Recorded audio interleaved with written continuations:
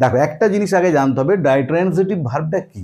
Transitive verb মানে হচ্ছে বাংলাতে সকর্মক ক্রিয়া, মানে যে সকল ভার্বের অবজেক্ট থাকে অর্থ সম্পূর্ণভাবে প্রকাশ করার জন্য, মানে যে সকল সেন্টেন্সের ভার্বটা সম্পূর্ণভাবে অর্থ প্রকাশের জন্য অবজেক্ট প্রয়োজন হয় তাকে বলা হয় ট্রানজিটিভ ভার্ব, বাংলায় বলা হয় সকর্মক ক্রিয়া। এরপরে দেখো ডাইট্রানজিটিভ ভার্বস মানে কি, যে সকল ভার্বের ডবল অবজেক্ট থাকবে, দুটো অবজেক্ট, মানে একটা সেন্টেন্স, সেই সেন্টেন্সে ভার্বটার দুটো অবজেক্ট থাকবে, একটা ডাইরেক্ট অবজেক্ট একটা ইনডাইরেক্ট অবজেক্ট, সেই বাক্যগুলোকে বলা হবে ডাইট্রানজিটিভ সেন্টেন্স, আর সেই ভার্বটাকে বলা হবে ডাইট্রানজিটিভ ভার্বস।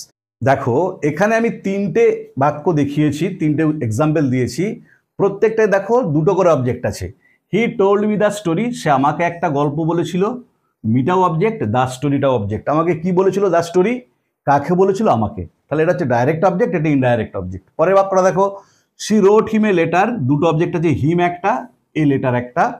তারপরে দেখো I shall tell you the secret, আমি তোমাকে গোপন জিনিসটা বলবো, ইউটা একটা অবজেক্ট আর দ্য সিক্রেটটা অবজেক্ট।